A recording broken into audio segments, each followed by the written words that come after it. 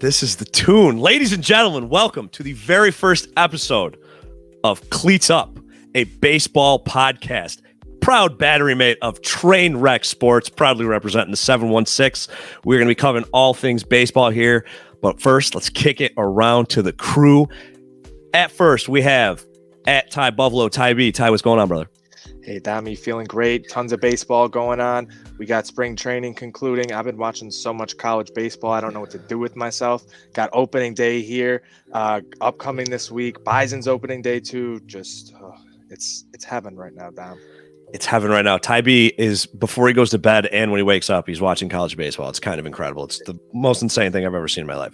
Oh, yeah. Go to bed at like 11:30 or midnight after the Hawaii game. You wake up, there's another game. Hawaii at game. 11. Usually like an American East game or Ivy League, like Cornell versus Princeton. Still watch it. I don't care. It's baseball. I love it. I love it so much. And our other co-host, we have at Joe Conzi Jr. Joe Conzi, what's up, brother? We want a single, nothing but a double. No. home run. It's baseball season, boys. I'm fired up, and as we always say here, cleats up, A-Town down. Cleats up, horns down. Horns down, sorry. We're gonna mix it up all the time. Anything Cleats that up. rhymes. Cleats up. And while you got your cleats up, make sure you hit that like button if you're watching on YouTube. Give us a subscribe. We're going to try to build a YouTube channel. Or if you're just listening audio, give us a share. Tell your friends. Follow us on all of our social medias because this is going to be fun. This is going to be the best baseball podcast of the summer. You heard it here first. What do you guys want to get into first? What are we talking? We're going to talk about the things going to break my heart first? I mean, we might as well break your heart to start. Yeah, cut that music because it's going to make me happy the whole time we're listening to this. So let me tell you a story. Cut the beat. So for those of you just listening out there in podcast world and not watching, I am wearing my Jacob deGrom jersey. Obviously, it's a somber moment for me as a Mets fan. So let me tell you guys a story real quick about why everything that's going on with the Mets is hilarious. So anyone who's followed the offseason knows a lot of the big Mets transactions came from the Oakland Athletics. One of my very good work buddies, shout out to you, Michael, I know you're going to listen to this, is an Oakland A's fan. So what I did every day for the past couple months is just make his life miserable. And he would always say there's a moratorium on baseball. And I walked into lunch yesterday, and wouldn't you know it, he looks at me with a big old grin. He goes, I think it's time we lift that moratorium on baseball. Here we are. Time to talk about it. I know Karma. Tom, your heart's going to be broken. It is what it is. Like, we've seen it for the past decade. What's gone on with the arms in New York. I don't know if it's the weather, if it's just karma, if it's just the universe, That's what it is. It's what it is. It's the universe. Yeah, it might be a little something, a little spite on you New Yorkers there. I don't really know, Kanzi. What's your thoughts on it? Because I know with the abbreviated spring training, we've seen a lot of guys getting shut down early, and obviously the Mets are just getting bit a little harder than the rest. Well, Dom, I know I bust your chops a lot, you and Jonesy, about the Mets, but let me give it to you straight here. This team has been destined to be great for the last 5 or 6 years. It started, but they just couldn't find the right manager. So they had Terry Collins, then they had Rojas, and they finally get the big daddy of them all. They get Buck Showalter. He's that guy that's like, look at Daddy my Buck. sons, Daddy Buck, big house over there, tiny, and he's just that guy that they need in the clubhouse. And then you go out and you get Max Scherzer. And you have this star-studded rotation, the star-studded lineup with Frankie Lindor and Alonso, and then guess what happens? They can't strike a deal before spring training, so it shortens spring training. And I said this before we jumped on the podcast tonight. Nothing aggravates me more than when players don't have the proper time to condition, to throw, to stretch, and everyone goes, well, shouldn't they be in shape during the offseason? They are, but there's a difference between competitive throwing and just long toss and throwing your own bullpen session. There's a rhythm to it. There's a speed. And I just feel like DeGrom and Scherzer were trying really hard to get up to speed and get into game shape, and maybe they overshot. Maybe these guys think, in DeGrom's case, he's always got some type of ailment, but he comes back and he wins 18 games, 2-1 ball games, no matter what it is. Yep. But for Scherzer, I think Scherzer might think he's a little younger than he is. With all due respect, still got great, but this is the time in Scherzer's career where it's like starting a car in cold winter. You got to let it warm up a little bit. So I'm aggravated with the MLB and how they handled it because I feel like it put your hopes and dreams of this season way behind. Kanzi, is this a roundabout way of you saying that Max Scherzer showing up at his Porsche to the daily arguments with a bag of Doritos in his hand probably wasn't the move? No, I mean, let's face, is a bag of Doritos really going to kill him? No, I just think that there comes a point in time in your career, and I'm going to compare it to CC Sabathia. CC Sabathia would try to blow fastballs by hitters, and he'd get shelled. Well, he realized I don't have the velocity anymore. I have to change up my game. I'm not saying Scherzer has to completely change up his game, but he might have to change out his workout regimen, and that's probably what happened. Right. He did look, when he showed up too, he kind of looked out of shape. He didn't look great, which he's never been the most athletic looking guy anyway. Like, that's just not Max Scherzer. He gets by on pure talent and rage. I mean, look at the guy. Yeah, but yeah, exactly. So, but yeah, dude, I don't know what it is, man. I give a lot of credence to that for sure, 100%. And the Mets as a franchise have just had, and it doesn't make any sense because they've changed most of their medical staff. It just keeps happening. I don't understand it. I don't believe in curses. I don't, but I'm starting to feel like this franchise is just cursed, man. I don't get it. It's crazy. Yeah, we know enough about curses and having bad things happen to our teams here in Buffalo, but fortunately, it's not happening right now.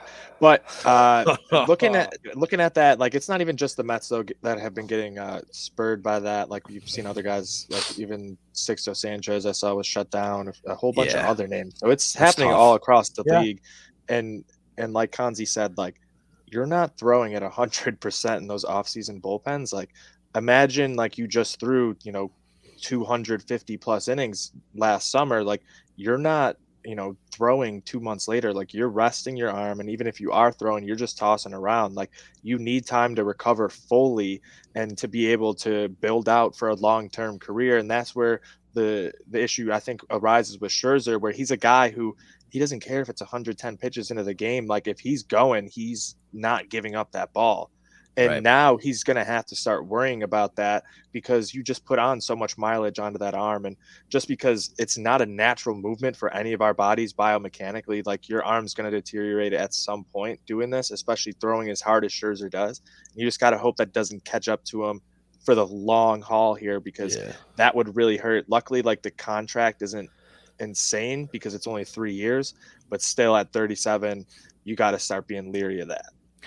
Oh, for sure. And now let me ask you guys something, because this conversation's come up a lot, especially on hashtag Mets Twitter. So the thing that has been a theory has made DeGrom so great over the years is the fact that he's one of the few guys that throws like every day. And if that may be true as to why he's so great, but do you think maybe, because you just said going over how it can kind of wear your arm out, do you think maybe that's part of why DeGrom keeps having all these injury issues? Because he's starting to turn into this generation's version of David Wright, where he's got Hall of Fame potential, but he just can't stay healthy. I mean, it all depends, Dom. I mean, like, athlete knows their body. Sure. And I know I'm not comparing Jacob DeGrom to Daisuke Matsuzaka, but I can tell you, I'm being serious. And when you look at Daisuke Matsuzaka's workout regimen, he threw every day and he took care of his body, and he had a really good career with the Red Sox. Yeah. But it all depends on the body. I would say that it doesn't, for me. I think throwing every day at some capacity doesn't hurt you unless your arm's sore. So I would imagine that DeGrom's taking every precaution necessary to heal himself, to ice his arm, to do his sprints, to get rid of that lactic acid buildup.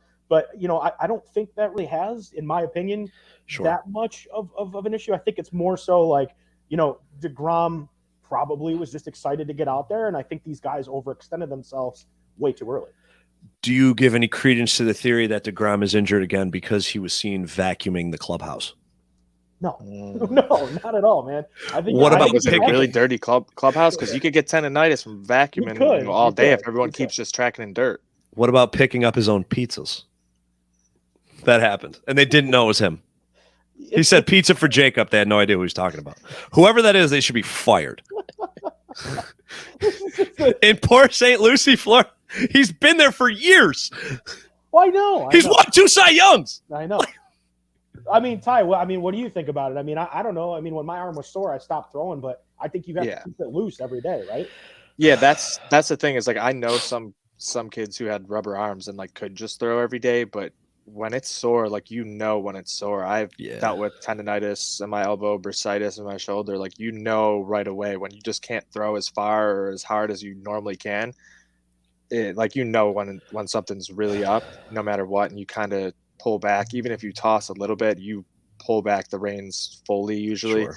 And now we're seeing within the sports medicine world a lot more active recovery and not going to ice as much, just because of it potentially also like not allowing the blood to flow as much because you're constricting your veins and whatnot, so you're not pumping out that lactic acid. So it's obviously good. Sometimes you need to get the inflammation down, but pitching the ice might not be the best thing every time. Right. Right. That's why you see a lot of these guys go on jogs after now and do all this other stuff to help circulate that out of their system. So we'll see how that goes, but it's tough because the Mets, I think I had them pegged in to win the NL East coming into this.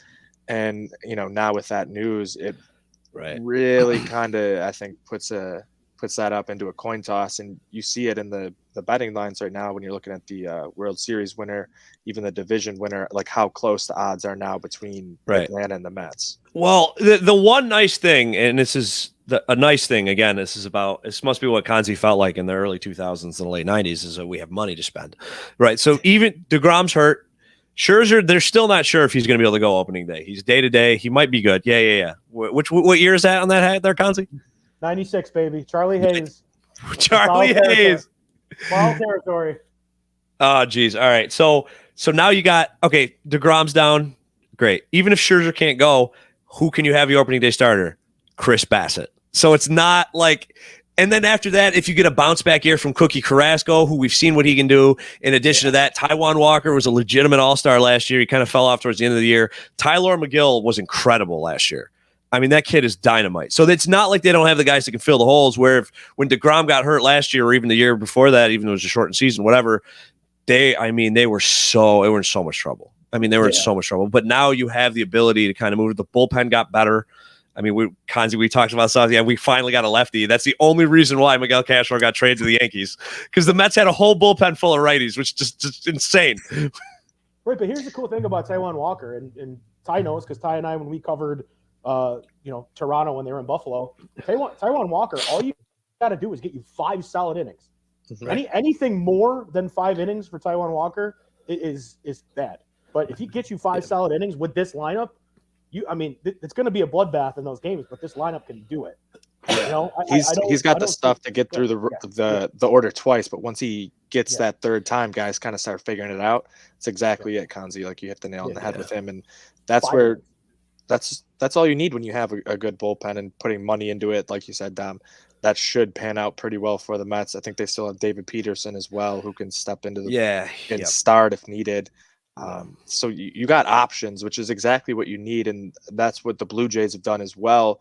When you look at their pitching staff, you go out and just keep adding arms. So like Kevin Gausman, to the rotation, and do a bunch of other make a bunch of other moves there to solidify things after losing Robbie Ray. That's fine, because you're bringing in like 3 more guys that can start, and you have Nate Pearson who can start, a bunch of other guys you could bring into the rotation. So you have that flexibility, because we've heard, Kanzi, like you mentioned with this pitching stuff, some of these teams might go to a 6-man rotation to start just because of the late ramp up.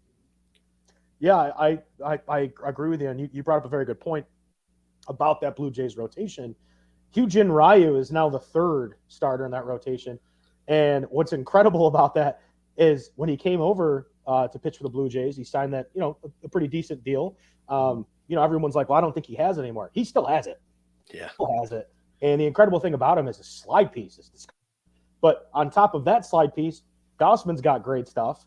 And then, people forget about this guy, and he just needs a chance. Your mop-up, your middle relief guy, Anthony Kay, like, once the light bulb goes off for Anthony Kay, it's going to be clockwork for the Blue Jays. And we can dive more into this, but nothing scares me more than the Toronto Blue Jays this year. I'm not even thinking about the Tampa Bay Rays. I'm not even thinking about the Red Sox. I'm thinking about the Blue Jays, because this is the year, man. And people forget. They're like, Vlad, but George Springer's in that lineup, and he didn't even play a full season. I know, dude. They're nasty. Matt Chapman's hitting 7th. Dude, Right. okay, so Matt Chapman's hitting 7th. not only is Matt Chapman, so Matt Chapman, dude, Chappie, offensive and defensively combined, he might be the best player in baseball at his position. Like, I'm not even kidding, overall wise. I mean, Chappie's filthy. Anytime you get a guy, and this is going to pump my buddy's tires again, anytime you get a guy from Oakland, I mean, look out, dude, because dude, if you sat here right now and told me you were from the future and the Blue Jays won the World Series this year, I wouldn't be that surprised. Like, I really wouldn't be that surprised. I wouldn't be shocked. Well, that's why they're the second favorite right now. Yeah, I wouldn't be surprised even a little bit. With the Yanks at plus 900. So. They're my second favorite AL team this year. Yeah, but it's so crazy. Ty, you can touch more on this. Sorry, I don't mean to jump in, but no, please do. Please up. Coming hard. Couple years ago, we're looking at a very pudgy, overweight Vlad Guerrero Jr. trying to play third base, right? Then he hacks off 40 pounds and he just annihilates the league. He moves to first base. Here's the cool thing about Chapman, about Vlad, about Biggio, about guys like Bo Bichette. These are guys that you can move all over the place. So if Montoya says, oh, man, look, like, Vlad, you got to play third. Vlad can play third now because he's 40 pounds less than he was 2 years ago, and he's more athletic. Ty, what did you say before the show? Montoya said that Vlad is what? Charlie Montoya said that Vlad could be a 30 guy if he wants. Did you see the base running today? Yeah, he could be another a 30 steal. Guy. Yeah. I told you this last year. You and I both mentioned this at the beginning of the season, like just talking about his ability just to move around after losing the weight is going to help him immensely, like especially defensively. Dude. But I was like, yeah, even on the bases, like we saw him getting first to third on a ton of plays, even first to home, like scoring on basically any double possible. Like he was getting around, and it made a huge difference for that team last year, and contributing and getting a lot of extra runs, which really helped him out. And I think we're going to see just even more and more of that in a lineup where you look, 1 through 9, even, because if you got Kirk in the lineup, like I'm not worried about anyone hitting. Bro, you just got Tapia. Yeah, Romel Tapia. Like Romel Tapia, Hernandez. Yeah, but Romel Tapia is like an ideal leadoff guy. He could be that guy's great. Like, and I'm just sitting there and I'm just like, everyone's like, oh, super the Rays athletic. and the Sox. I'm like, dude, the Toronto Blue Jays are no joke. Even they're the favorites to win the division for a reason. Dude, Tapia is going to help the run production for that team so much just by getting on base. It's going to be unbelievable. But wait a minute, it gets better. But wait, there's more. It gets better. Nate Pearson hasn't even pitched, I don't think, more than 7 innings. The fact that they could be like mid-season, we're going to just bring him out of the bullpen. The dude throws gas, and then his slide piece, his off speed is like 86. So guess what? Good luck trying to hit that. It's gonna be a gauntlet in the AL East, but I do think the Blue Jays are gonna end up running away with it, especially being at home. That ballpark's super friendly for them, especially the style that they're gonna be playing, which is get those first few guys on base and just hit everyone around. Like they'll hit those gaps. They got enough power to put it out there pretty easily. You're never gonna have to really deal with bad weather when you're at home because you got the dome, which puts them at an even better advantage. Obviously, sometimes playing in Buffalo, like you never know what you're going to get here. So it really solidifies things for that offense. Make this worth money this year, please. Oh, you're telling me my Nate Pearson out of 5. Yeah. Trust me, I need it. I got Alec Manoa in here somewhere too. I don't care as much about that. I think Alec Manoa too. He's a guy like in fantasy baseball, you should be drafting. Like he's going to have a ton of Ks again this year. That slider is absolutely filthy. When you talk about sliders, Kanzi, I think Alec Manoa has one of the absolute best in all of baseball, and he just continues to add pitches to his arsenal. We saw him add a changeup that he was dropping in on lefties big time. That was getting absolutely filthy. That he's putting in, some 2-seamers, some cutters, just doing all different sorts of things. And when you're doing that and getting to that next level, we've seen it with Marcus Stroman a bunch, where he's added different variations of his changeup, different variations of his fastball to keep guys on their heels. You never know which way that ball is going to cut or curve. And to do that is how you get these major league baseball hitters out. You got to keep them guessing, and you got to make them guess wrong. And they're able to do it at a really elite level. Well, that division's going to be insane. It's actually funny that you brought up pitchers repertoire, because I was listening to another podcast They were talking about Brady Singer, and I love Brady Singer. I think he's very talented. But what they were saying was his fastball is great. He's got a great off speed because he's a 2-pitch pitcher. If his third pitch that he works on this offseason and brings in the season is even 10% effective, he's a much better pitcher than he was last year. Okay, fine. But when you look at his stats with runners on base, he's given up like a 496 average.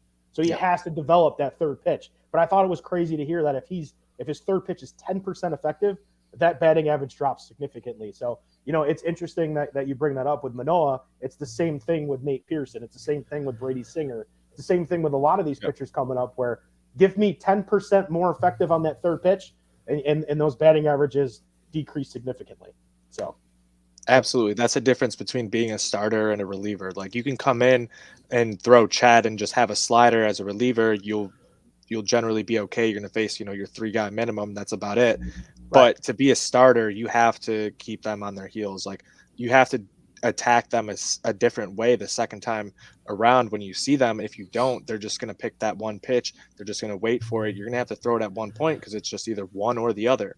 And that's why you see, like you said, with Brady Singer, almost a 500 batting average. That's why, because there's only 2 pitches. You're sitting on one or the other, and people are able to find gaps in the MLB. Obviously, the shift rule doesn't go into effect this season or go into effect next year, so we'll see that even become a bigger deal when guys aren't going to be able to just completely cheat on it.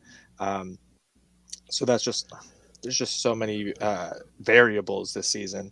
But before we get into those variables, we got to talk about some of these other teams who made some big additions, Dom, because I know you talked about the Jays are your second favorite AL team this year. I know who your favorite is, and I'm on their bandwagon as well. Let's go. A team who was able to get 90 wins last year and great value to win their division at plus 450. The Seattle Mariners went out and made some big offseason additions there.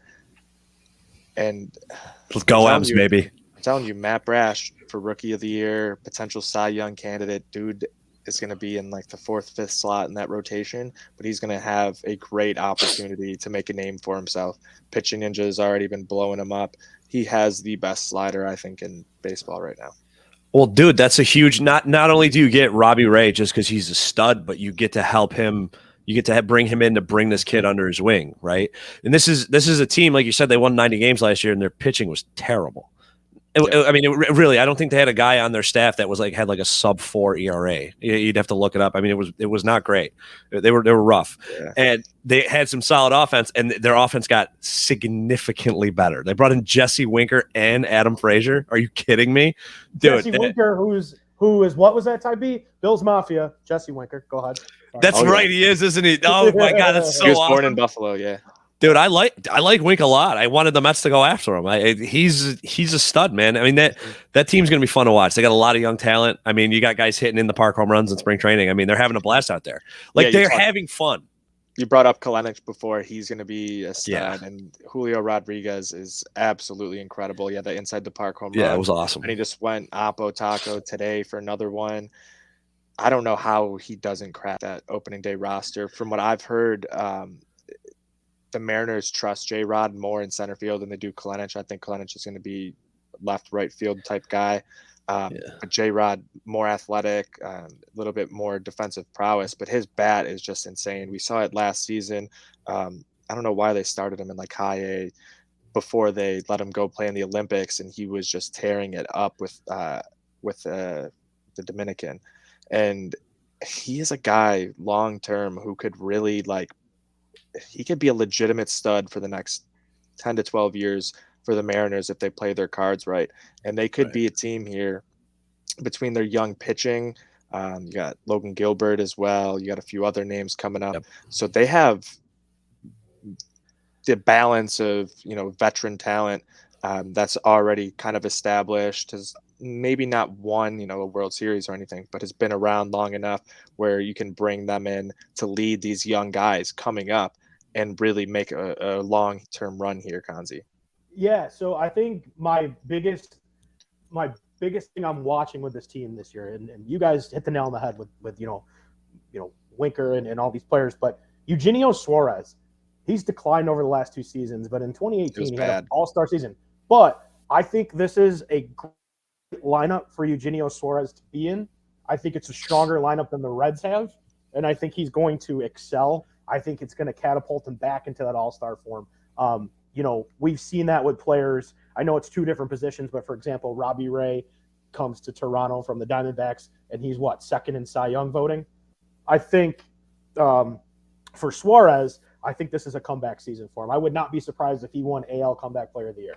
I just think he has what it takes. I think this lineup with Kyle Lewis, with all these guys in it, will help protect him so he can see, more pitches. And I'm excited for him. I'm pulling for you, Eugenio. I love that name too, Eugenio Suarez. I do agree with that possibility of being comeback player. Yeah, dude, they're loaded. I mean, even some of their. I was going to say he's probably not even going to make the line. He's probably not going to make the team. No, I mean, they're stacked in the outfield. It's crazy. I mean, the team is significantly better than people think, and half the people don't. It's the same thing with other sports, right? They don't even really realize they exist because they're on the West Coast. Yep. Right. Like their uniforms. I do love their uniforms, dude. I love the Mariners stuff. And I also, Griffey was my guy growing up, so I got a soft spot for the Mariners always. And I don't know. I want them to be good. I want them to be good so bad. And that division is, I mean, the A's got rid of everybody. I mean, they traded Manaea today. Yeah, to the Padres. To the Padres. Like everyone's like, oh, the Dodgers. I'm like, guys, the Padres. Like Tatis is hurt, but they have a pitching staff from top to bottom. Dude, their rotation's nasty. Everybody's the MLB. It's crazy. But go ahead. Dude, their rotation is so good that Chris Paddock's not even in it. Yep. It just doesn't even. They still have Mackenzie Gore waiting. Clevenger, who hasn't even made a dent there. If the Padres are, they're going to be nasty. But that, like I was saying, that AL West. I mean, the A's. But here's the thing: the A's are going to still find a way to be competitive, even though they have nobody, because that's just how it goes. That Moneyball nonsense. The Astros are not going to be as good as they've been. I mean, like it or not, Correa not being there, it's going to hurt them a lot. And they've lost some other guys, and so that division's kind of a toss-up. I would be amazed if Seattle doesn't win it. Well, we can't rule out the Rangers, who literally have Marcus Semien. Okay, good point. Seager. Good point. I'm not. Yeah. I mean, their pitching staff is kind of, but Marcus Semien had one of the best seasons of any player last year, and I'm talking True. Like you could put him first in the lineup. Didn't we have this argument in a group chat, Tybee? Remember, I think I was talking to Cowboy Hova about this. Like, you could put Semien anywhere. Anywhere. It doesn't matter. You should hit third. I'm like, dude, could lead off. Anyways, but wait. Yeah. You know a person named Cowboy Hova? Yes. Yeah, you don't? Yes. Yeah, you don't know Cowboy Hova? No, what? Biggest Buffalo Blue Jays fan I know. Yeah. Okay. All right. Well, anyway. No, you're right. The Texas Rangers, they in a matter of like a snap of their fingers, got the best middle infield in baseball. Yeah, and you have overnight. Young, likely at third base. He might not start there out of spring training, but Chase Young's right there, ready to go. You got Jack Leiter, obviously, who didn't pitch at all last year in the minors. They shut him down at the end of that Vandy season. So we'll see where he ends up starting out, more than likely AA, maybe AAA. He has the stuff to make it to the majors right away. So it just depends how quickly they want to push him. He's going to have the mindset, obviously, growing up with his father, and it was interesting to see that relationship where he never really pushed him. It was Jack that was always the one that was wanting to do extra and put in the extra work. So he's got an electric fastball. Oh yeah. They got Mitch Garver incredible. Too. Yep. Mitch Garver could be behind the dish. Behind the plate, which will, I mean, if you can get yourself a plus defensive catcher anytime, still a younger guy too, Mitch Garver, so he can offer a lot to that lineup. And I think that's one thing too, Kanzi. I know you being a catcher, this always gets overlooked, is who's behind the dish and how much that can actually impact the pitcher. Number one, just from a communication aspect. Number two, from being able to frame pitches, knowing how to catch the ball and receive the ball, because the receiving aspect is one of the biggest things that Joe Schmo is never going to even think of. Well, it's funny you mentioned that, because there are catchers. You could have the best catcher behind the dish. If you can't communicate with your pitcher, that pitcher might just be like, "Hey, I want the other guy," which is kind of what happened with the Yankees with Higashioka and Sanchez. It was like Garrett Cole had played with Higashioka in travel ball when they were 15 or 16, And it was like, hey, this guy knows me. We can communicate. We've been playing forever. Let's swap that out. And Cole pitched a little bit better with Higashioka, but that happens from time to time. And you're right. And I mean, I don't know if we want to segue into it now, but there's one locker room that I'm really worried about right now, and that's the San Francisco Giants. The San Francisco Giants had Buster Posey behind the dish for years, for 12 years, I think, or more, 13, I think to be exact. Buster Posey is one of my favorite catchers of all time. I actually have a signed hat. But that locker room, without him, it's like the glue was removed and it's fallen apart. But the good news is, Giants fans, Joey Bart's waiting in the wings. I mean, this kid, round 1, 2018, I think the thing with Joey Bart, though, is he's not going to play catcher his whole career with the Giants because he's built like Todd Helton. Anybody remember that good guy, Todd Helton? Oh, yeah. Yeah. But he possesses the necessary skills to be behind the dish. So I think they're going to have a guy with a great power to all over the field. They're going to have a nice guy behind the dish that can play well defensively. I think he'll eventually shift to first base. But that's the team I'm worried about the most, because when you have a guy like Buster Posey in your locker room for that long, it's kind of like this. I hate to compare hockey, but it's like the Sabres. How many goaltenders did the Sabres have after Dominic Hasek that were successful? A lot, right? And then we've had a goaltender purgatory for what, 12 years? But you get what I'm saying. So yeah, I don't know, man. I'm excited for Joey Bart, and I think he'll be great for them. Matter of fact, I think he's going to win offensive. I think he's going to win Rookie of the Year. I think there could be a chance. If he wins Rookie of the Year, it'll be exactly 12 years after Buster Posey won Rookie of the Year, which I think is incredible. So I can see that happening. There's a lot of good young catchers, though, potentially in the NL between him, Tyler Stevenson with the Reds. You have Keibert Ruiz coming up with the Nationals. He absolutely caught fire at the end of the AAA season after getting traded over there. He's playing with Rochester. So it'll be interesting to see when he gets brought up, if he comes and makes that roster out of camp or not. We'll see on that one. And then you even got, you're talking about Joey Bart's versatility and potentially moving out to first, and you have the DH now in the NL. Another guy who's going to be taking great advantage of that, Dalton Varsho, for the Diamondbacks, who looks like he's probably going to be the starting center fielder and also the backup catcher. Can play first base, like he can move all around. He'll DH probably, so he's a guy. I think we're going to see a lot of these guys coming up, because the drafting philosophy lately has been drafting through the middle, whether it's a catcher, shortstop, or center field, and you build off of that, because if you have the skills to play center field or shortstop or catcher, you generally have those skills that can translate to other positions very easily. So, guys like that for, fantasy baseball implications, number one is incredible. But number two, being able to get on the field every day, even if you're not starting in your normal positions, is a big asset. And that's why, teams like the Blue Jays have gone out and got a lot of utility guys, I think. And I think a lot of teams around the league seem to be doing that now, Cons. Yeah, I mean, like we talked about the other day, I don't think you're going to see a lot of I love that. I don't think you're going to see a lot of catchers stay at their designated position for more than 5 years at most. Any catcher that's got an arm can wear in the infield. Not only that, Konzi, but would you say a guy that can kind of mash at the plate benefits from not being behind the dish every night too? Yeah, I mean, what I mean? I think if you look at Joe Mauer's career, I think the Twins wanted Joe Mauer at first a lot sooner than he wanted to be. But Joe Mauer was like, no, I won't play baseball any other way. The last 2 years of his Minnesota, he ended up playing first base because he was like, well, it's my only way that he had to. His knees were shot. Yeah. So, but I can see where Ty B's coming from. You get these guys like Joey Bart. You get the guy from that you were just talking about. Our show. Yeah. Play third. And I think that was the problem with Gary Sanchez, was he pigeonholed the Yankees, where they were like, well, even if he could hit, we can't move him anywhere, and he's lazy behind the plate. So what do? We got to trade him. We got to get rid of him, because no versatility with him. And they're doing that with Austin Wells right now.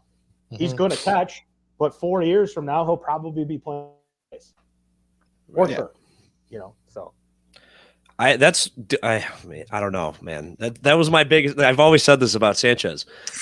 him being a catcher just doesn't make any sense. Like if he's just a DH, that dude, like him or not, the guy can mash. I mean, he can. He's one hits every bombs 10 times at the plate. But yeah, well, that's the game now. Do you know what I mean? Is like that's the game. I don't It's hate two Gary outcomes for the most Sanchez. part. I don't hate him. Right. Yeah, I don't hate him, but go ahead. No, I mean if he's gonna hit you 30 bombs, if he bats 220, who cares? Well, that's just it, though. Is it's like with the Yankees all the time. Like, need guys on they base, want though. guys to hit. Yeah. You want to hit the long ball. It's like we just got Josh Donaldson. Great. Iron I'll love Buxton. his 35 home. I'll love his 35 home runs where 28 of them have nobody on base. You know what I mean? Like that's where my head's at. Is it's like I look at the Mets. Okay. Yeah. Buck Showalter had a hell of a lineup in 2010 with the Baltimore Orioles. Do you know what he did when they struggled? It was a 1-1 ball game. He had a squeeze play. I think he had Adam Jones bunt for a squeeze play. Adam Jones, of all players. You want to know why? You want to make him successful? He plays chess while every manager's playing checkers. Right. And that's what separates good managers from bad managers. Alex Cora, I hate to say it, one of the best managers in baseball. Cheater or not, however you see it, he's the same way. If my team's hitting 196 with runners in scoring position, I'm going to do whatever I have to do to score that run to get out of that week. And that's what good managers do. And I just think, when it comes to like the Yankees, it's like Aaron Boone's just like nonchalant about everything. He's doesn't have the locker room. He doesn't play small ball. It's like, let's hit the long ball and let's go home. You can't do that when you can't get guys on base. Sorry. It was hilarious. When I did my internship in the PGCBL, our manager we had originally, this old dude, and we were down in the one game, and he was like, and everyone's like, why didn't we bunt this guy? What was going on? And he's like, well, if he hit a home run, we would only been down 2 or something like that. And like, we've hit like 1 home run in the first 8 games of the season. What the fuck do you want him to hit a home run for? Like, come on, guys. Like, you know what I mean? Like, you got to manufacture things, build some confidence up here, like do the little things, and that'll translate. Then you find the openings, you put the pressure on the defense. Like, there's so many things you could do. Like, it's just not, you don't need to hit a home run every time. Like, find a gap. And I think that's why guys like Vladdy have gotten better at hitting, because they're just trying to hit the ball, line drives, just hit it straight and find those gaps. So go with the pitch. pitch. Real quick, I was just going to say, Dom, he brought up a good point too about, managers and players being able to read defensive positioning and everything. I got in an argument 2 years ago about what Kevin Cash won AL Manager of the Year when Charlie Montoyo should have, and everyone's like, well, Kevin Cash had Blake Snell. He had 3 Cy Young pitchers. Montoyo had nobody. And the Jays went on a tear in July and August, and they made the playoffs for the first time in how long time? 5 years? 4 years? 4, I think. 3. 4 years, 4. right? I think people undervalue a lot of these managers that are, with all due respect, in the small market of baseball. The Toronto Blue Jays. I'd say they're becoming a lot bigger market now, but like the Rays are a smaller market team, but like Kevin Cash is trash. I'm going to say it here right now. I'll never forgive him for that World Series move. Pulling Snell was the worst. I interrupted you, but I was going to actually, it's interesting what you brought that up, because I was going to transition that kind of into talking about the Yankees a little bit, because just if you look at the Yankees roster, now how do you manage that roster? Since you kind of mentioned Aaron Boone, because if you look at who you have, like you're pigeonholed in a lot of spots, right? Where you have guys that you need to play every day. You obviously, they were in the American League, they had the DH anyway, but you have guys that you don't necessarily want to DH, but you're probably going to have to, because Giancarlo Stanton, he touches the outfield, he breaks his leg. You know what I mean? But then you need to free up a spot, because you have Gleyber Torres, you have DJ LeMahieu, you have Falafels, him, and then you can't DH Josh Donaldson because Stanton's got to be DH. So Josh Donaldson's old timer self's got to play third base. So where do you get these guys in the field every day? It's going to be weird, because like you're going to obviously play Rizzo at first, right? Like, and then so where do you put LeMahieu? You can't put him at second, but you have to, because he's a stud. Then you can't play Torres because he's going to Falafel's going to play short. Or do you put Torres at short? I mean, I think right now, I think it's Torres's. I think it's Torres's spot to lose, and I think let me just for a second. Yeah, there's a lot going on this offseason. I know this is something you're not used to. Welcome to it. I love it. Here's my problem. You're still literally like the second favorite to win the World Series too. I know this. No, I no, do. no, no, hang on. Hear me out for a second. That's just the best part. Hear me out for a second. Okay. When Derek Jeter retired and they were looking for shortstops, every shortstop before Didi Gregorius tried to play like Derek Jeter. Right. Didi Gregorius was the first shortstop to say, I'm Didi Gregorius, and this is how I play baseball. And he played exceptionally well, and I think he was only making like $950,000. And Michael Kay, the announcer for the Yankees, was like, okay, well, when it comes up, he's going to want a lot of money. I think he wanted, like, at the time, was it $20 to $30 million? And the Yankees said, absolutely not, and he went and signed a big deal with the Phillies. Because the Yankees said we had Gleyber Torres. From the start of spring training to the end of spring training, that first year, every single throw Gleyber Torres made was short, was high, was wide, and I said, this is not good, this is not good, this is not good. Sure enough, defensive play in the field declined significantly. He pissed down his leg, as we say in New York. He pissed down his leg, phrase. and here we are, right? Well, I think this year he'll start at short, and everyone goes, what about IKF? I think he'll start at short. I think LeMahieu will start at second. I think you get Rizzo at first, and you got Donaldson at third. It's a pretty solid infield, if I might say. On paper, yeah. I think what will happen is I think Gleyber will get into the same thing he did the last 2 seasons, and then you'll be forced to move IKF there, and then you'll move Gleyber back to second, and then you'll move Rizzo to DH, and LeMahieu first. I think that's the way to do it. DJ LeMahieu is one of the most versatile players, but he could also tear the cover off the ball when he's on. So he's a stud. Yeah, so I think they're okay in that regard. But to go back to your point of the way that they're looking at this lineup, I think this is it for Giancarlo Stanton. I'm not saying that they could get rid of him, but I think this is the last year where they're like, hey, man, like, you got to play every day, unfortunately. Okay, Mr. Hamstring, knee, foot, arm, bad breath, I don't know, whatever your injury is that day. Right. I just think when you look at this lineup from top to bottom, if Giancarlo Stanton stays healthy, if Aaron Judge stays healthy for majority of the season, the lineup's actually not that bad. I don't think they're bad at all. I think they're so much better than people are saying. But history will tell us in the last 3-4 seasons, Aaron Judge hasn't played more than what? X amount of games. Giancarlo Stanton hasn't played more than X amount of games. Guess what you're stuck with? You're stuck with players like, all your prospects you're bringing up. And quite frankly, if I'm I don't want to be Brian Cashman because he's dead man walking. But if I'm Yankee superiors right now, I'm thinking, okay, I'm not going to blow all my money this year when I know that the Toronto Blue Jays are very good. That the Red Sox may not have better players than the Blue Jays, but they have a great manager, and they're probably going to finish. Dude, the top 6 of their lineup is filthy. Tampa Bay Rays will finish 90 wins too because Wander Franco is coming around, or Rosarena, all these guys. So from a Yankees fan perspective, we're frustrated because we lost out on Correa. We lost on Trevor Story got what, 140 mil? Yeah. Like, in my opinion, that's positions. That's nothing in comparison to what they would have paid Correa. It's just like it's mind-boggling. But I don't know, man. I really truly think as a diehard Yankees fan, we're looking at third in the division this year. Really, well, I think Story's going to mash there too in Boston because if you look at the numbers, like everyone thinks Coors Field like is a hitting park. Well, look at the OPS numbers of the past few seasons. OPS is actually higher in Boston than it was in Colorado, which may be because of Colorado's lineup not being as good, but you'd expect it to be boosted like crazy. But a guy who seemed to be more of a fly ball hitter with Trevor Story shows a lot of power there.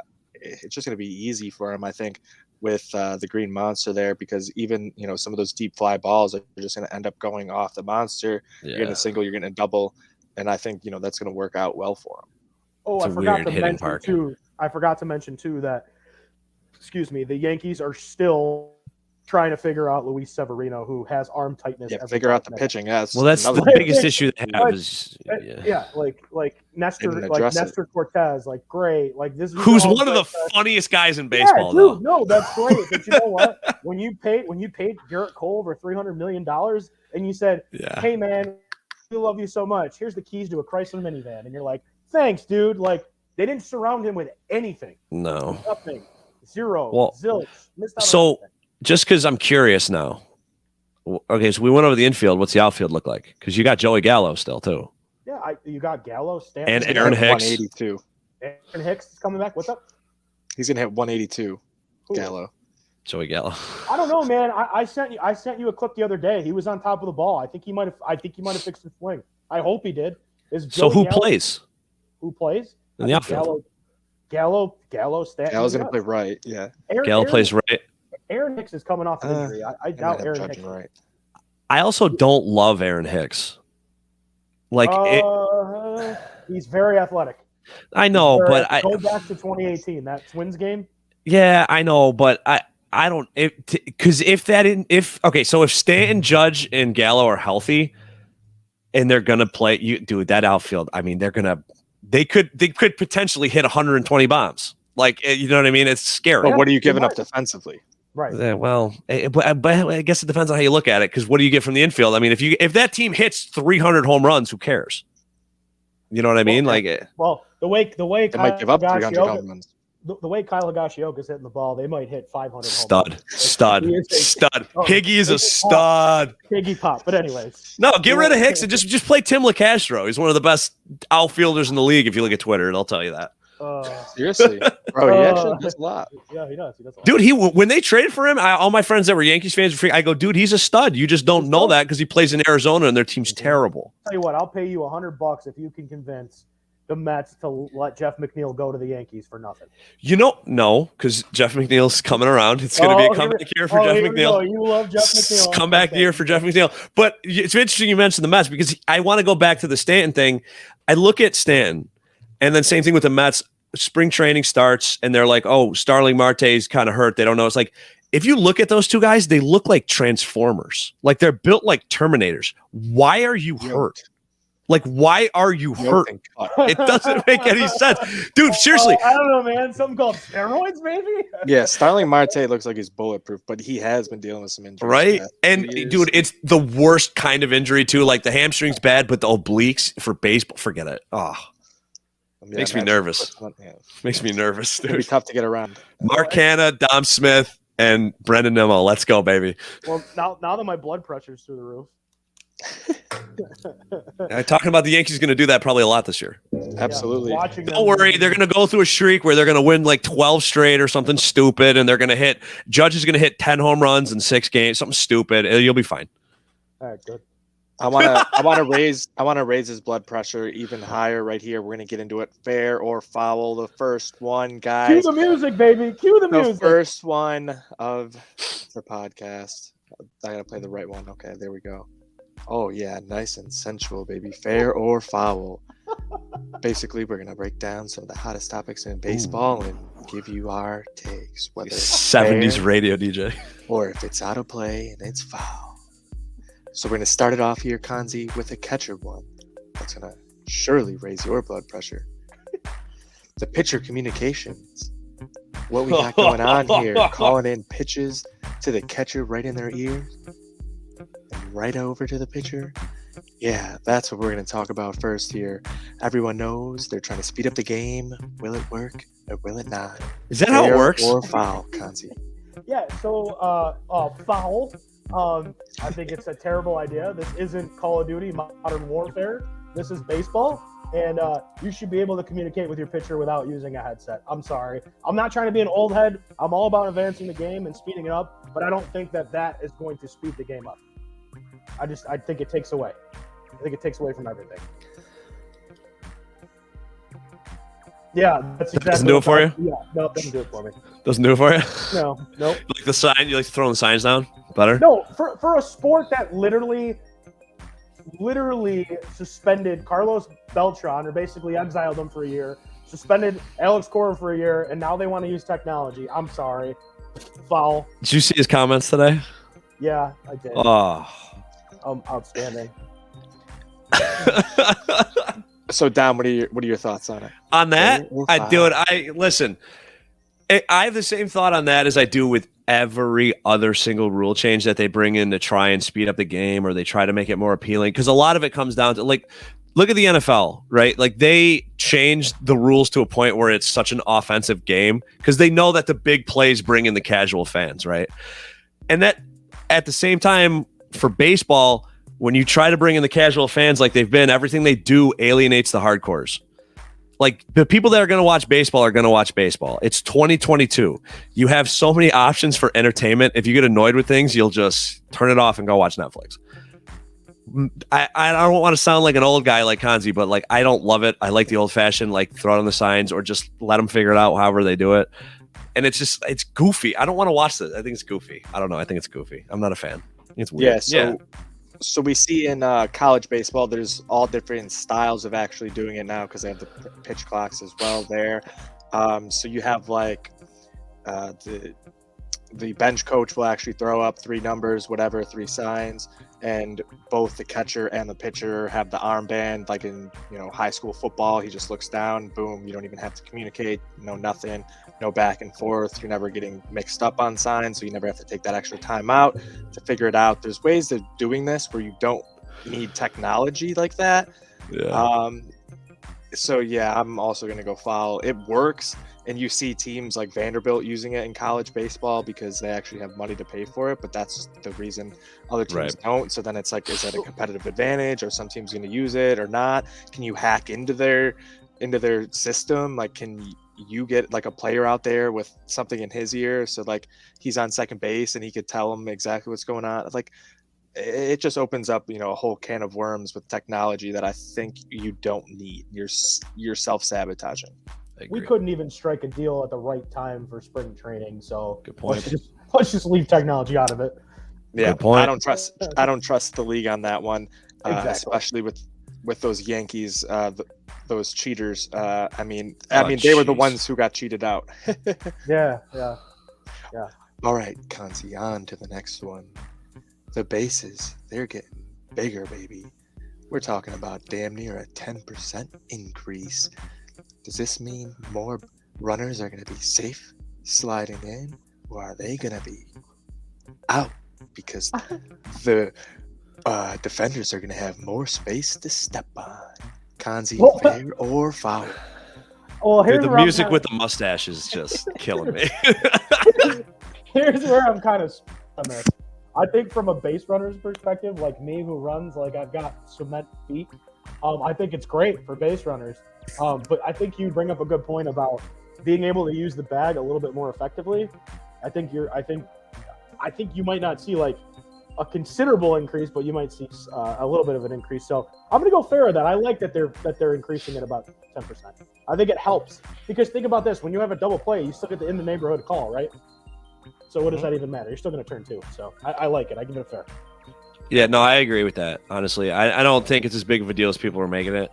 And the rationale of all the reasons they've given, I get it. I got no problem. Whatever. You're not even going to notice when you're watching. Who cares? Yeah, it's not like they're putting the white bag in the orange one. Like no, you're not going to notice at all. Yeah, which either way ends up being a safety thing anyways to make sure that people see. Well, that's just it, right? Yeah, that's I'm totally fine with that. Because, dude, one of the worst things that happens in baseball is when you see a guy get in the wrong position at first and they collide with the runner. It's awful. I mean, that's or someone gets their foot stepped on, or sliding back into the base. They got nowhere to go and they go right into the guy's legs. Like, that's room to reach and give the runners a little bit more flexibility as well. Getting back in, we see a lot of guys going with these swim moves and stuff to dodge these tags and everything now. So I think it's going to give them an even more added advantage. And every once in a while, maybe once or twice a week, we'll probably see like a play where a guy would have been tagged out, but just that extra 2 to 3 inches is going to end up being like the savior when he's sliding back in. So it'll be cool to see how many of those plays happen, especially with the way replay has gone. I think they've gotten pretty good at it, gotten pretty quick. And another thing about the replay, while I'm thinking of it, the umpires are actually going to announce the reasoning for the calls, which should actually, inform people of rules. There are rules in this game. A lot of them aren't very well known by people. Most of them aren't actually. So it'll be cool to actually, inform people, because I umpire, 12-year-olds and whatever, and half the parents don't even know the rules at that age. So I could only imagine how many of them still need to learn the rules. So this, I got fair, and those umpires saying that also fair. Give me Wes McCauley though, like 5 minutes for fighting, but do it like You're like, home run, fair. Like, you know, Yes, like, cool, this you is this is somebody's time to shine as the Wes McCulley of baseball. And especially someone's with time to Joe shine. West being gone, someone's got to step over as the big figure for the Oh. umpires. So we're going to see who it is, whoever's got the most charisma. Angel Absolutely love it. Hernandez. We're on to our last fair or foul, Kanzi. Oh, And okay. this one, we got the second base getting moved. How is this one going to change things with pickoffs or even getting around those bases, Kanzi? You like this one? You hate this one? Is it fair or foul? Well, is it moving in or out? It's moving in, right? Yeah. It's Yeah, I moving believe so, yeah. closer. Okay, like these MLB. Okay, from a catcher's perspective, these MLB catchers have a pop time of 1.9. Yeah. Incredible. They're going to throw Right. more base runners out. And Sure. if you think about it, the second baseman, if he comes in front of the bag and he's got his left foot on the bag and his glove out, it's a shorter throw for the catcher. They throw more people out. So I think for pickoff moves, that sucks too. So give me foul and leave it alone. I know it's a long throw, but don't play catcher if you don't like throwing the ball that long. Foul, Right. foul. Doesn't need to be changed. That's not going to speed up the game. You know what's going to speed up the game? Telling these pitchers and telling these hitters, get in the box, do your ritual thing, and let's go. Okay? Hold on, I gotta redo my batting Yeah. gloves. Nomar. I'm so sick and tired. of After the- every pitch. No, yeah, That's you know my what? favorite when they do it after every pitch, whether they swing No. or not. You can sit here and say, what about Mariano Rivera? I get it. I understand. But there's some of these stances that are just ridiculous. You gotta point to the sky. You gotta touch your shoulder, pick your nose, get in the box and swing the bat. I would have to agree. My rationale with it is anybody who's ever played any level, even as high as high school baseball, will tell you that second base is never even anyway. So what's the difference? honestly, and It's different on every diamond. guys, and here's the thing too. Think about it. I think it was 1989. I saw this post. I forgot who shared it. In 1989, Ricky Henderson scored more or stole more bases than all of Major League Baseball combined last year. So wait, it's not even really. They're gonna throw runners out. Guys don't even steal bases anymore anyway. Like it's fine. Sure, whatever. Go ahead. Yeah, I with don't- the amount of extra base hits and home runs nowadays, it's not going to be that big of a deal. No reason for them to even do it. There's two That's guys why that are I'm going to gonna steal go foul, bases. but like, it's not There- that big of a Yeah, deal. There's like- two guys. Go ahead, Kenzie. We're making changes to the game that like Don't need to get changed. Don't don't need to get changed. Like the thing, like the pitch clock. Nobody enforces the pitch clock. No, Why have a pitch clock, Manfred? I know. Yeah. No, I agree. I remember I was at a game at Fenway. It was Samantha's first baseball game ever. We took her to Fenway, so nothing's gonna be better than that, obviously. And there's the pitch. She goes, "What's that clock for?" I go, "Oh, it's for the pitcher to throw the ball." Because, but they literally never. I go, You just have to at least come set in time. Just don't. Like, Just ignore that completely. It's not there. But there's only two guys that are going to steal bases this year: it's Starling Marte for the Mets and Vladimir Guerrero Jr. for the Blue Jays. So, My man IKF. Falafel oh yeah, Man. no, that's true. Falafel That's true. Man will send some bags. Dude, the falafel man in New York City is so perfect. honestly, it does work really well. It works so well. I wouldn't be surprised if he ends up being a stud, honestly. But either way, is that it for fair or foul? That's been fair or foul. Ooh, cool. Your You favorite dig? segment and the first ever on Cleats Up Podcast. I love it. I love it. Boom. I love it. I'm gonna have Love that it, music love it. stuck in my head now forever. Well, yeah. Shout out StreamYard. What a beautiful Shout out to StreamYard. royalty free, baby. Ooh-wee.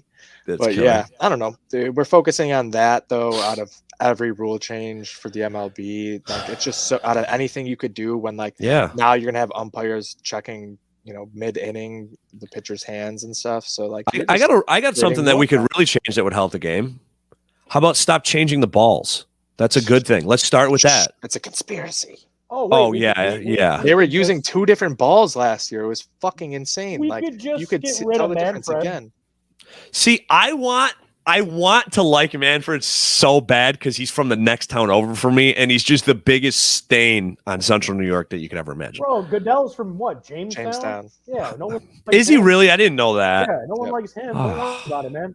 Don't tell Like me. your Don't neighbor. tell me Gary Bettman's from upstate New York because if he is, I'm gonna lose it. No, Gary Bettman's from Canada, I think. I think so. I'll tell you right now. But yeah, go, just speak amongst yourselves. Yeah. Man, fraud. Dude's a jabron. He needs to get his. Oh, he Batman's a New York guy. You got to be kidding me. Oh, no. From New York City, though, so it's kind of. We got to Makes be the sense. worst state in the world now.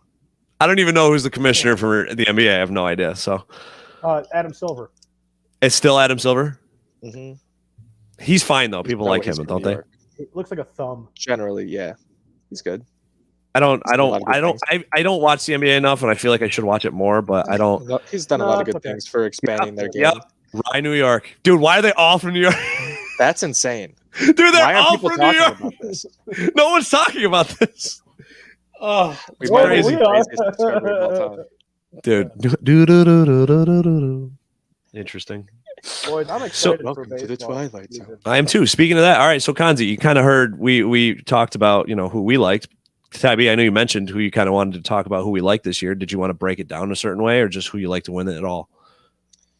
Well, I mean, I guess we're gonna have to make our predictions, right? Like this is gonna be our season preview episode. So let's pick out our World Series matchup, I guess. Do you want to do the World Series? Are we going to pick who wins every division too, or you just want to do the World Series? It's up to you guys. If you want to run through each division quick, we can. I think we should just do the World Series. I like the Yeah. World Series. That's fine. Yeah. Works for me. Tom, start it off, man. All right. Well, I'm going to have to go ahead and I'm going to have to lock in the Blue Jays from the American League easily. I think they have a shot. I mean, we talked about it earlier, so I'm not going to get back into it, but I like them from the AL, and then, dude, the NL is.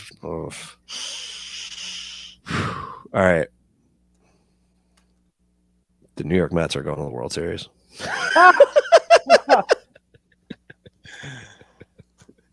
Dude, it can happen. I'm telling you. On a quarter tank of gas.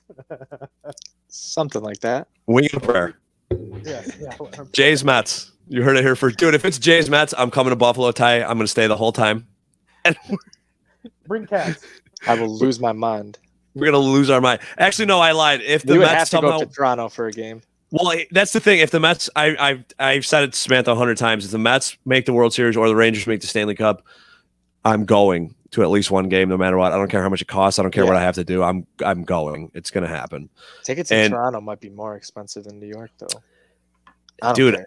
That's the thing. It'll be worth it. I don't care. Like, and it'll be a moment, and especially like. Have you been to a playoff Mets game yet, or no? I have not been to a playoff Mets game. I've been to a playoff Red Sox game when they played the Astros in the ALDS, and that was wild because Fenway's nuts. Which I love Boston. I love all the love in the world to the Red Sox for sure. My third favorite AL team right now, behind the Blue Jays and the Mariners.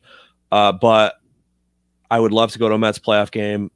The only thing is, like, the reason why a Mets World Series would be bigger to me than like a Rangers Stanley Cup is like I know the Rangers are going to go to the Stanley Cup at some point in my lifetime. I am not sure if the Mets are like anytime they even make the playoffs is a shock to me. So I don't, you know what I mean? Like I'm convinced the 2006 Mets are the best team the Mets have ever had and will ever have, and I'll never see a better team. So if my prediction of the Mets winning 90 games this year comes true, then I'll be happy. Don't hate that there. I'm gonna go before Kanzi because I'm also gonna take the Blue Jays. Yeah.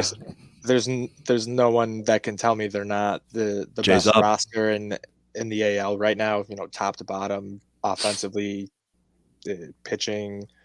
I mean, their defense should be much improved. I know Bo's been practicing with Troy Tulowitzki this summer, working on his defensive game. So excited to see how that translates as well.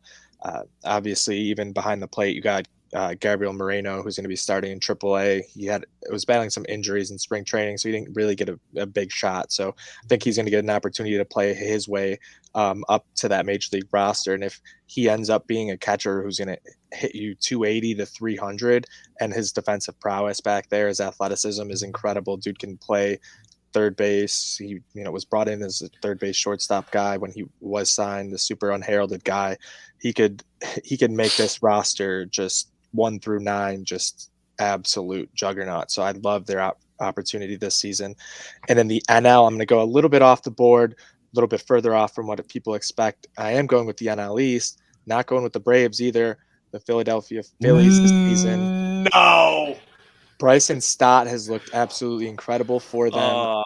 this spring training. I like what he brings. Mickey Moniak's been hitting the shit out of the ball as well for him. I think they're one of those teams as well that has a good balance of some young guys, some veterans, Bryce Harper. If he can, round out his form, we saw last year he really made a push for that MVP late in the season.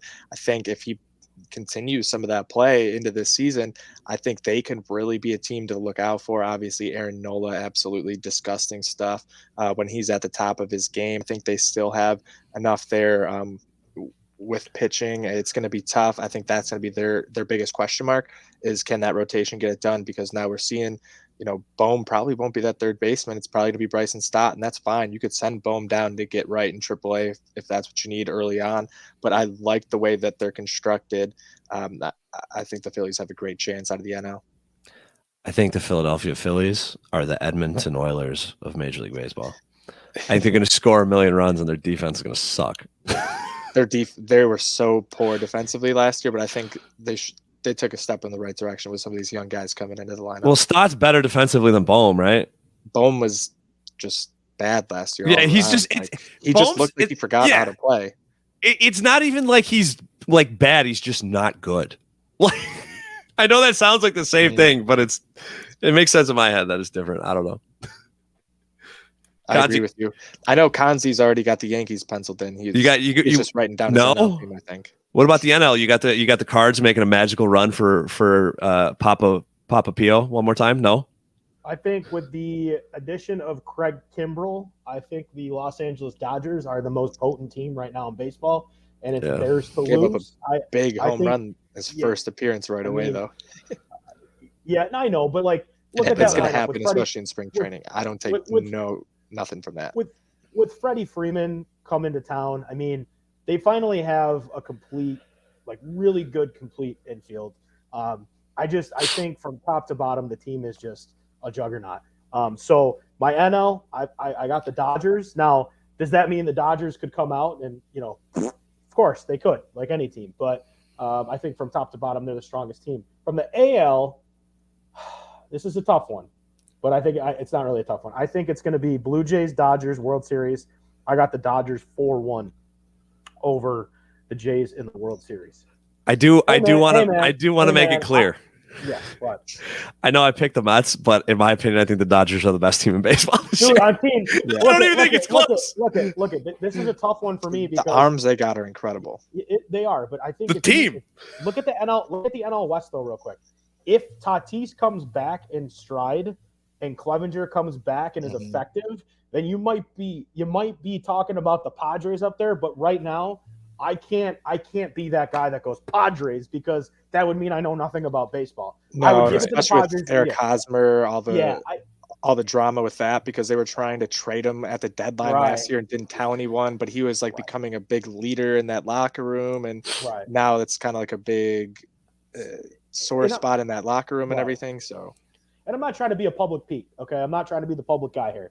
But let's call it what it is. The Dodgers have literally done everything that the 1999 or 1998 Yankees, the best team to ever be assembled, did. And that's what the Dodgers basically did was they put everybody they could, built this transformer, and they're going Shia LaBeouf on all y'all. And think about how well they played last year with Cody Bellinger being absolute dog shit throughout the season. Right. I mean, is Max Muncy even starting? He's going to DH. He'll DH. Right, but that's what I'm saying. He's not even playing in the field. That's how good that lineup is. Go ahead. Yeah, well, that's the thing. Max Muncy, by the way, looks exactly like my friend Steve. Shout out, Steve. It's hilarious. He always posts pictures of him, says that it's him. It's very funny. Anyway, you've seen it. So that's the thing. You have Max Muncy, right? Freddie Freeman. Mookie Betts. Dude, that team has Mookie Betts and nobody's talking about it. No, that's what I mean. Mookie Betts is a G. The dude is insanely good. They have one of the most underrated players in baseball, Chris Taylor. Seriously. And then they just got Craig Kimbrell. Yeah, they traded AJ Pollock and it was like trading nobody. It didn't even matter. They traded Pollock straight up. They lost Kenley Jansen and traded AJ Pollock straight up to get Craig Kimbrell. I hate the Dodgers so much. And the amount of arm talent they just have with guys you could throw 95 plus and just unbelievable breaking balls with Dustin May, Tony Gonsolin, Urias, like they're Bueller, like it's just so many guys who you're like, oh shit, I don't want to face that guy. Like, don't bring him in. Like, anyone but him. But like, it's like almost their whole team. Kershaw's hurt, and Kershaw's like on the IR right now. And I wouldn't even be worried. Listen, so today they played today, right? This is their lineup. This is insane because there's even guys that there's a guy on here that we didn't even mention. So the top 5 of this lineup is ridiculous. They let off Mookie Betts. Of course. In the 2-hole, arguably the best hitter in baseball last year, Trey Turner. Oh yeah. Max Muncy, Justin Turner, Cody Bellinger, Chris Taylor, Edwin Rios, Gavin Lux, Barnes behind the dish, and oh, by the way, Walker Bueller started. Yeah. Dude, the Dodgers are banana lands, dude. It doesn't even banana lands. Dude, they are. They are. I mean, it's they're gonna win the World Series. Probably. They should. All right, let's keep saying that because every year when people say it, they end up not winning. So that's exactly what I want. Put all the eyes on LA. Right. Take the pressure off the boys up north. Yeah, I don't know, man. Going back to Canada. It makes me so nervous. Blue Jays. Blake Trinan, Julio Rodriguez, dude, they're filth. They have Tommy Kahnle too. Great. This team's so good. It makes me angry. It's disgusting. Like I'm about to puke just thinking about how disgusting those pitches are. I just can't. I can't wait till it's like another deep drive by Freddie Freeman, and it's 22-0 Dodgers. Like I wouldn't be surprised if they put up like 30 runs in a game this year at one point. Mookie Betts is like a 30-30 guy, and he wins the batting title. Oh, dude, that's the thing. Like, and Trey Turner could both be 30-30 guys, and that's your first 2 batters. What the? The Freddie Freeman. Dude, Trey Turner, he batted what? He batted 328 last year. I think it was 330.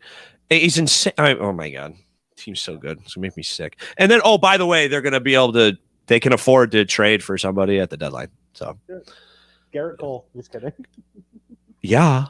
No, they won't trade for him, but somebody. I wouldn't be surprised to go out and get another bat. Let me tell you something. If the Yankees traded Garrett Cole, I would cry myself to sleep for one whole year straight. Dude. All right, dude. I'm calling Brian tonight. Here's the thing. If they wanted to, and they're just throwing this out there, if he's having a monster year, you know who has an opt-out after every year in his contract with the Twins is Carlos Correa. Correa's having a monster year. They could trade for Correa, and the Twins are out of it. And you could just move Trey Turner to second base, and then that dude. Actually, Trevor Plouffe, who was on a podcast, said that the other day. He goes, essentially, the Twins paid him for a year. Yeah, $35.1 million. All Correa has to do is say, I'll go play somewhere else. Well, dude, that's the thing.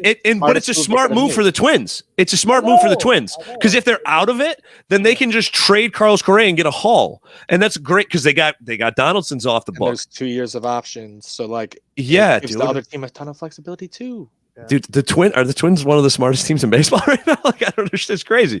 But dude, you got rid of Donaldson's contract and you replace it with Correa's like, money-wise. Yeah, I know. And you don't have the long-term commitment. Yeah, I know. The Yankees are taking on the $50 million Josh Donaldson contract. Real cool, guys.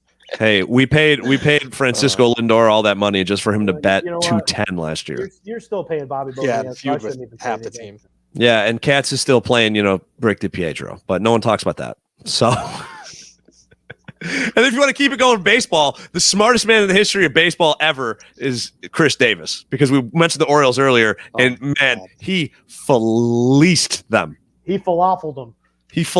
He Bernie Madoff them. I would love to do like a research paper, like did Chris Davis's contract lead to the downfall of the Orioles? Because I would almost guarantee you it did if you end up looking at the money. Yeah. Short answer, yes. Yeah.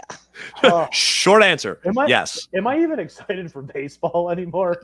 I am. The Dodgers? No, I mean like. No, the Dodgers. No, I'm not right now. But as soon as Tuesday hits and I'm at opening day for the Bisons, I'll be. The only saving grace is that my team. You guys are lucky. You're in the AL. I, being an NL fan, at least we only have to play them like 6 or 8 times. Thank God they're not in my division. Yeah, I don't even know if we play the Dodgers. I'll have to look at who they play in our league. But That'd be a great series. I haven't looked. I don't know who it is. I don't know who the Mets play in interleague play. I wish there was more of that because I like to see teams that I don't get to see that much. But that's what MLB TV is for, or whatever streaming service you use to get your games. Cough, cough, nudge, nudge. Yeah, I'm not going up on that. They got enough money. Major League Baseball's got enough money. With that being said, though, if Major League Baseball ever reaches out to this podcast, I will reiterate that statement I just said, and I will become saying whatever they want. I don't think they are. We called Manfred Manfrog. So it's true. True story. I think we're okay. True story. Oops. Oops. They know us. If you said that to him, he'd go, "Yeah, you're right." Dude, he what? Yeah, you're right. Yeah, I can't really argue with that one. It'd be hard to. Well, you know what they say. What do they say? I don't know. Man fraud. That's a perfect way to end the podcast, I think, right there. What do they say? Man fraud. Shout out to everyone who tuned in. Make sure you hit that thumbs up button. You give us a like. You make sure you share this if you're on social media. Do what you gotta do. Help us out there. Dom, Kanzi, anything else you boys gotta say? Peace up. Horns down. Yeah, we'll go with that one for today. Horns down. Horns down. We're out. Cleats up, baby.